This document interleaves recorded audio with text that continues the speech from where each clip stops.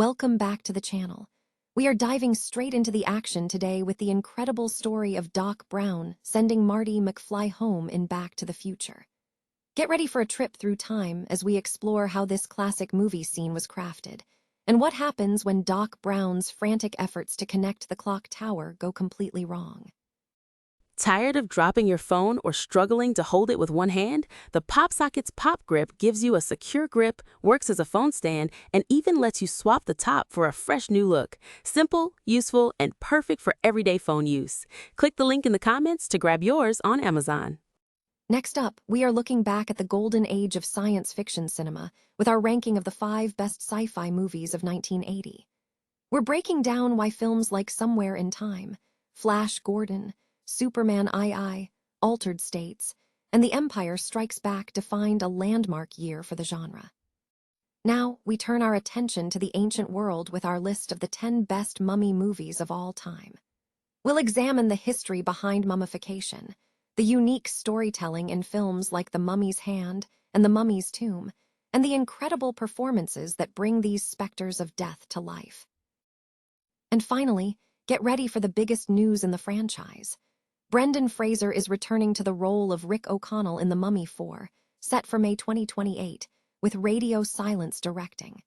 We'll discuss what this new chapter means for the franchise and what fans are hoping to see as they aim to recapture that perfect blend of adventure and humor.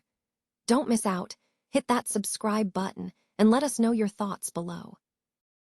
A retrospective analysis of the film Back to the Future highlights its enduring appeal as a cinematic escape, particularly noting how it captures a nostalgic blend of 1950s and 1980s Americana.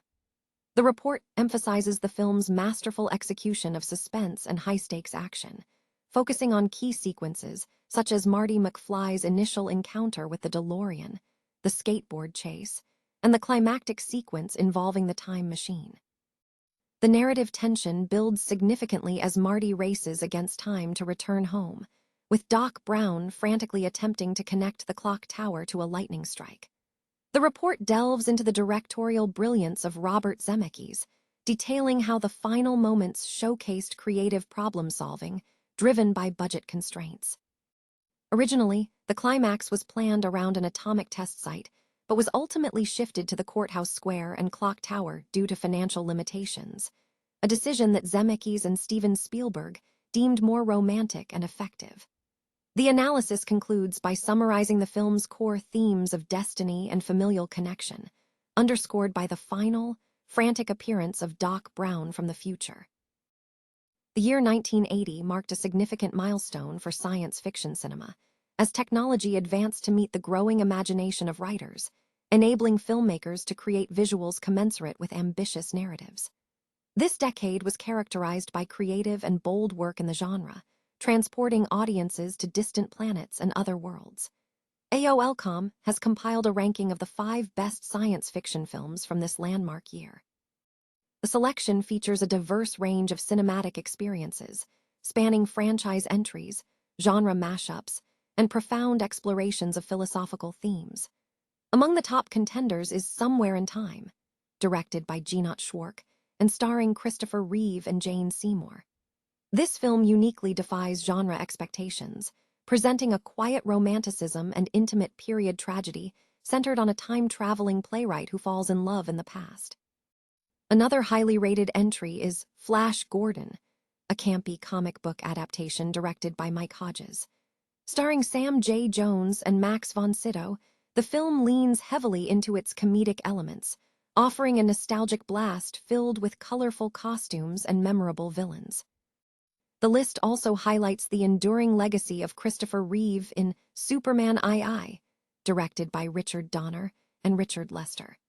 This film features the hero confronting not only Lex Luthor, but also the Kryptonian villain General Zod, solidifying its place as a top science fiction offering of the year. For those seeking something more unsettling, Altered States stands out. This film merges science fiction with horror, following a scientist whose obsession with sensory deprivation leads to a dangerous descent, providing an intense, mind-bending experience praised by critics. Crowning the list is Star Wars, Episode V, The Empire Strikes Back, directed by Irvin Kershner and starring Mark Hamill, Carrie Fisher, and Harrison Ford. Considered among the best science fiction films ever made, this installment cranks up the imaginative power of the original, delivering iconic alien landscapes and arguably one of cinema's most memorable finales. A retrospective on the history and cinematic portrayal of mummy films reveals a genre deeply rooted in ancient funerary traditions, evolving from depictions of pharaohs to more complex horror narratives.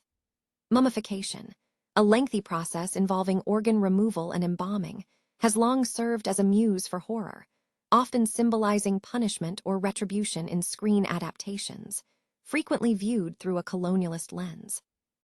The landscape of mummy cinema is diverse, spanning various eras and styles. Early films, such as 1940's The Mummy's Hand, established the lumbering mummy archetype, blending adventure and horror, though its narrative structure was often fragmented. Subsequent entries explored themes of resurrection and romance, exemplified by The Mummy's Ghost, which saw the mummy, Charis, become aligned with romantic elements through reincarnation. Hammer films contributed significantly to the genre with remakes like 1959's The Mummy, which served as a remix of earlier concepts, featuring a vengeful Charis and a focus on gothic melodrama, despite some uneven character portrayals. A standout Hammer production is 1971's Blood from the Mummy's Tomb, lauded for its spiritual violence and dreamlike possession, presenting a unique take on the mummy as a malevolent queen. More recent cinematic efforts have demonstrated a shift towards grander, more sophisticated storytelling. The 1999 film, The Mummy, is highlighted as a gold standard for remakes, successfully blending action, romance, and comedy, emulating the adventurous spirit of Indiana Jones while utilizing spectacular practical effects to portray the mummy as a menacing yet strangely compelling figure. Beyond the classic monster fare, the genre also includes lighter entries. The late 1990s television film, Under Wraps, offered a comedic, slightly eerie take on accidental mummy resurrection. Finally, Bruce Campbell's performance in Bubba Hotep stands out, offering an indie dramedy sensibility that transcends pure horror, focusing instead on the poignant, relatable struggles of two lonely men. The evolution of mummy movies showcases a journey from simple specters to complex cinematic experiences, continually reinventing the ancient wrappings of death. Universal Pictures has announced plans for a reboot of the iconic film franchise, The Mummy, targeting a May 2028 release in the United States. The project is set to feature Brendan Fraser returning to the role, alongside original cast members Rachel Weisz and John Hannah, with radio silence attached to direct. This development has generated significant excitement among fans, signaling a strategic shift back toward the swashbuckling adventure, action, and humor that define the franchise's classic appeal. The studio is aiming to correct the course taken by the most recent attempt, a 2025 film directed by Lee Cronin, which leaned heavily into a straight horror tone and underperformed financially. Early audience feedback and critical assessments indicated that the film missed the core elements audiences associate with The Mummy, namely the blend of romantic banter, high-energy adventure, and comedic timing. The blueprint for the franchise's success is traced back to the late 1990s, characterized by Stephen Sommers' direction, which balanced daring-do, screwball pacing, and supernatural peril with a playful tone. The original trio, Fraser as Rick O'Connell, Weisz as Evelyn, and Hannah as John, created compelling chemistry supported by large-scale spectacle. For The Mummy 4, the mandate is clear: to recapture that earlier balance. Radio silence, known for sharp, R-rated horror successes, is expected to inject heightened thrills while preserving the lighthearted pulse of the originals. Fans are anticipating epic escapades with tangible stakes, strong character chemistry, and perfectly timed levity to make the danger resonate. If these elements align, the 2028 release could deliver a nostalgic experience on a grander scale.